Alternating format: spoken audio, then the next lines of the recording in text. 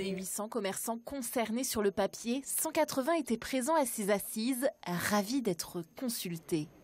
Pour une fois, je pense qu'on nous a donné la parole, donc voilà. Si on est écouté, si ça fonctionne, ce sera bien. Mais on y croit, on a envie, et la plupart des commerçants en centre-ville ont envie de se bouger. Il y en a qui se plaignent qu'on n'était pas, qu'on n'était pas assez nombreux. Moi, je trouve qu'il y en a qui étaient présents, et ceux qui étaient présents sont motivés. Donc voilà. Le point qu'on nous remonte beaucoup, c'est la sécurité, parce qu'il y a des clients qui ne veulent plus venir en centre-ville. Il y a des rues qui sont pas très bien fréquentées, et ça, c'est un frein. Et puis peut-être limiter les zones en périphérie afin que les clients aient plus envie de venir en centre-ville plutôt que de s'arrêter dans des centres commerciaux à l'extérieur. Les zones commerciales ont bien sûr été évoquées, notamment celle de Bénère, où IKEA vient d'obtenir un permis de construire. Le marketing et la communication seraient la réponse à apporter pour maintenir l'attractivité du centre-ville.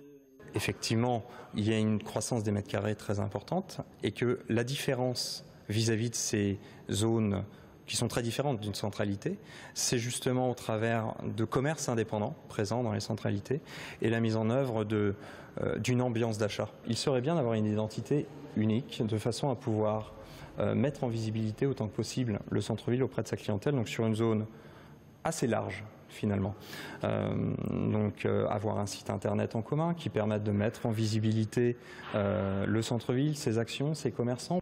Un commerce innovant, le site internet a été longuement évoqué, ainsi qu'un service conciergerie. Une conciergerie, grosso modo, vous faites votre achat dans un magasin, mais il vous est déposé, par exemple, près d'un parking où vous avez laissé votre véhicule et vous prenez votre achat, ou alors pour des salariés qui peuvent commander sur Internet et se faire livrer aussi dans une conciergerie, et ils vont chercher leur achat à la conciergerie. C'est un exemple. Je ne vous dis pas que c'est ça qu'on mettra en place, mais voilà un exemple de proposition qui peut être tout à fait intéressant. Autre exemple, le retour d'un manager de centre-ville, mais il faudra faire preuve de patience avant de voir les résultats concrets. Les conclusions de l'étude devraient paraître début 2018.